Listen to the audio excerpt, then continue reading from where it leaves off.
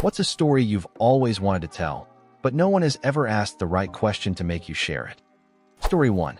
Once, when I lived in Japan, I was riding my bike across a rice field around 6 a.m.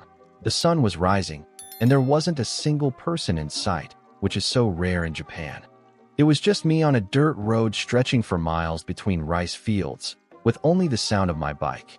Then, I heard a saxophone. As I kept riding, I eventually saw a man sitting on a stool, practicing his saxophone right there on the road between the fields. He nodded a quick hello without missing a note. It was one of the most magical moments of my life. Story 2. I used to occasionally write post-it notes to myself when I was super drunk and something absurd happened. My handwriting is illegible on most days. I had one note in my wallet for years that looked like it said, "I am a something, eat, something illegible, cucumber whore." It honestly kept me up at night trying to figure out what it meant. About a year later, it finally hit me. It was supposed to say, "I saw a man eat a cucumber whole." Some dude at a bar was eating a cucumber like an apple, and he got so defensive and angry when people asked about it that I decided to just stay away and document it for human history. So combative, yet so unapologetically human. It's been about 10 years now. Story 3. My great-grandfather lived in Kansas when the Dust Bowl hit the U.S. He and his wife lived in a really small town, and he owned the local grocery store. After he passed away, my family was going through his things and found a box of letters he had hidden from everyone. Every single one was a thank you letter from different families he had helped during the Dust Bowl. People fleeing the storms would pass through his town, and he would give them free food to help them make it to their destinations. Many of the letters thanked him for saving their lives and for his kindness. He took this secret to the grave, literally. Not even his wife knew. I've heard that maybe she wouldn't have been entirely thrilled about it, but who knows? I just think that's so cool, and I'm really proud of him, smiley face. I actually have a lot of weird family stories that I never get to tell, haha. Edit. I didn't realize people would be so interested in this, haha. I kind of thought it was just a personal family pride thing. Thank you all for the ideas about preserving these memories. I'll definitely look into that. I'll check with my dad to see if we know who ended up with those letters. Most of my other stories are about my grandpa being a dumb teenager in rural Kansas and me thinking how I would never have gotten away with that stuff. Haha. I'll have to talk to my dad and see if he has any more stories about my great-grandpa. The town is in northern Kansas. I'm pretty sure the population is under 500 people, and they even have a small-town museum, which is adorable. I've been there once. It literally has a few grammar mistakes on the signs. Thank you to everyone explaining what the Dust Bowl was. Look up pictures. It's insane. Story 4. When my slightly older cousins and I were kids, they'd constantly try to convince me of ridiculous things. I was, and honestly still am, extremely gullible. I even fell for the classic, "Hey, gullible" is written on the ceiling more than once. One day, when I was about 11, my oldest cousin told me he was joining a lacrosse team. I had no idea what lacrosse was, so I asked him. He explained the rules and the equipment, saying people ran around with small baskets on sticks, throwing and catching hard balls. I was sure he was messing with me again. There was no way that could be a real sport. So I smirked, said "Suyer," and went on with my day. For years after that, every time someone mentioned lacrosse, I'd quietly laugh to myself, thinking I was in on the joke. When I was around 17, a friend mentioned she was going to a lacrosse game. I laughed and said, a little annoyed, "Yeah, I know the joke, you can drop it. Lacrosse isn't real." She stared at me like I had lost my mind. She insisted it was real, I insisted it wasn't, and we ended up looking it up online. Sure enough, completely real. I was utterly shocked, and honestly more than a little embarrassed when I thought back on all the times I'd smugly laughed at people talking about lacrosse. Ugh. Story 5. My dad was friends with a crow that lived near his workplace for a few years while we were living in Bosnia. One day, the crow, whom my dad had named Poe, came up to him and started acting like he couldn't fly properly, really exaggerating his struggle. So my dad picked him up, put him in an open box, and brought him home to me and my mom. Poe stayed with us for a few days and acted like he'd lived with people his whole life, even though he was clearly a wild crow. He ate from our hands, hung out with us on the patio, and even let me hold him, which was surprising since I was only about 3 years old at the time. Bosnia doesn't have much air conditioning, so we always kept the sliding patio door open, meaning Poe wasn't trapped or anything. After about 3 days, he seemed to be feeling better.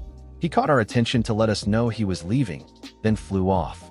My dad never saw him again, since we lived about 10 miles away from his workplace, and I guess Poe never made it back there. Still, it was such a cool experience to have a pet crow, even just for a few days. Story 6. A few years ago, I was working at a pretty miserable job. When I got off work, it had started raining, and I didn't have an umbrella. The crosswalk light was red, and there wasn't any shelter nearby, so I just stood there getting soaked, desperately wishing I could be home. A couple of drunk, middle-aged men came up beside me, waiting to cross the street. I avoided looking at them in case they got rowdy, but then one of them glanced at me, smiled, and handed me his umbrella. I tried to refuse, but he said, "Your head is more precious than mine." The light turned green, and he stumbled off, sharing his friend's umbrella instead. It was such a simple yet incredibly kind gesture that made me feel like I mattered. I still have that umbrella, and I'll never forget how a drunk old man cheered me up during one of the darker times in my life. I just hope he didn't regret giving it away once he sobered up. It was a really nice umbrella. Story 7. I was walking home from a school event late at night. I'm a girl, and I really didn't want to walk home alone after dark because, well, girl, but I was too shy to ask anyone for a ride. When walking to and from school, I always took a shortcut through a small patch of trees that saved me about 5 minutes. That night, as I was walking, I saw what looked like a person stepping out of the trees. I froze. They froze. I took a step forward, so did they. I stepped to the right. They stepped to the right. I was already nervous, but now I was absolutely terrified. So I started yelling at them. "Hey, I can see you. What do you want? Don't mess with me, asshole." No response. I took another step forward, and so did they. Then it hit me. I was being backlit by a street lamp, and I had been posturing and screaming at my own shadow. Story 8. When I was about 12 or 13, my grandparents bought paintball passes for everyone my age and older in the family for Christmas, around 15 of us in total. One year, we ended up playing with a big group of strangers, all mixed together into 2 random teams for a game of capture the flag. Well, those strangers turned out to be total jerks and horrible sports. They kept cheating and refusing to go out when they got hit. My family is super fun and competitive, so we all noticed and complained about it between rounds. By the final round, we made a pact to specifically target the strangers for being such assholes. So it's the last round, teams get randomly mixed again, and I'm a small 13-year-old girl ready to kick some serious ass. Halfway through the match, I spot a guy on the other team belly crawling toward our side of the field. I had a narrow window to shoot, so I took it. Pop hit him right in the back. I could clearly see the paint splatter. And, of course, he just kept crawling, pretending he hadn't been hit. One of those guys. So I fired again. Pop, pop, clear hits. He was definitely out, but he still didn't move. Pop, pop, pop. Every shot landed. He barely reacted. Then he started crawling again. So I let him have it. Pop, pop, pop, pop. Wait. Pop, pop, pop. Wait. Pop, pop, pop. I basically emptied my entire barrel on his back before stopping. Finally, he slowly rolled over, looked my way, and sulked back toward his side of the field like the sore loser I thought he was. We finished the game. I don't even remember who won. We were all tired, sore, and covered in bruises. The next day, my family was chatting about their battle scars in the group chat. My aunt texted, "I bet Uncle's name wins for most welts. He's got like 30 on his back because some jerk wouldn't stop shooting him, and he couldn't get up fast enough with his bad knee." To this day, I've never admitted that was me. I had no idea it was my poor uncle. Story 9. The first time I ever played RuneScape was when I was about 5 years old. I was a pretty smart kid. I could read and write really well for my age, but typing was tough, so I mostly just played games by myself. One day, I was mining somewhere in-game with just one other person around, and he started messaging me. I was a friendly 5-year-old, so I, very slowly, typed back. At first, his questions seemed normal, stuff like, "How old are you?" But pretty soon, they started getting weird. "Where do you live? What school do you go to?" Big red flags, though I was too young to realize it. I answered in my usual 5-year-old way. "I'm 5. Guess." Then I spent like 10 minutes trying to type out my full name, 20 minutes trying to type my mailing address and home phone number. But I was so slow that the guy only ever learned my age before he got bored and left. I told my mom about it later, thinking nothing of it, and she absolutely flipped. She banned all of us from playing online games for about 8 years after that. Story 10. This is a story from a through hike I went on this past summer. I was a little over 3 weeks into a month-long hike and starting to hit a wall with motivation. It was raining, and I thought, screw it. I'm not putting on rain gear. No point in being hot and soaked. At one lookout point, I met a man and his 2 teenage kids. He was super friendly and funny, and we hit it off right away. He asked about what I was eating and how my hike was going. After weeks of mostly being alone, it felt so good to have a real conversation. But since it was storming and we were pretty high up, we eventually had to part ways. The next day was brutal. My gear was still damp, my body was wearing down, and I just felt done. Still, I was determined to push through 15 miles, one of my longest days. Miles 11 to 13 were supposed to be a beach walk section. I thought, great, that'll be nice. Nope. Walking through tiny beach rocks in hiking boots with a 40-pound pack is awful. I literally dumped a full cup of rocks out of my shoes afterward. At the end of that stretch, there was a little bridge leading back into the woods with a sign that said, lowest elevation point of the SHD. SHD being the trail. I just stood there thinking, I get it, SHD. You really know how to kick someone when they're already down. I kept going until I reached a road crossing with trail signs on both sides. On the near sign, I saw a gas station bag full of stuff hanging there. My first thought was, no way, but then, this has to be for me. I got closer, and sure enough, written in permanent marker, in all caps, was my very uncommon first name. I was speechless. Inside were a full-sized bag of kettle chips, a 24-ounce Coke, an apple, and an orange. The man I'd met the day before had asked me what food I missed most and how far I planned to go. I'd told him potato chips and 15 miles. He actually delivered. That Coke, still a little cold, was maybe the best thing I've ever tasted. Story 11. I work at a movie theater concession stand, and this is the story of my best shift so far. It was opening night for Spider-Man, Far From Home, which also happened to fall on a Tuesday, cheap ticket night. We still had plenty of showtimes for Avengers Endgame, so we knew it was going to be absolutely insane. We popped extra popcorn, stocked up on cups and candy, had extra staff scheduled, and even the managers were ready to jump in if needed. I was on the main till, the one with the biggest line. About an hour into my shift, the rush hit hard. Lines stretched all the way to the door. Everyone was scrambling to fill orders, and I was working my ass off trying to keep up. Popcorn was everywhere, and I already knew cleanup was going to be a nightmare. Then something happened that completely made my night. Just as the rush started to slow down, Spider-Man and his girlfriend, not MJ, walked up to my till to order. He was in a full-blown Spider-Man costume for opening night. His girlfriend looked like she'd rather be anywhere else, while he was bouncing with excitement. It was honestly hilarious.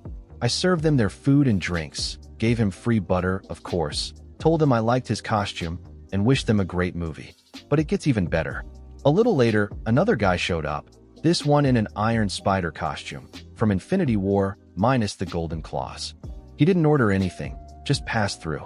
As I was cleaning up, I noticed the 2 Spider-Men bump into each other near the lobby. They immediately went, You dressed up too?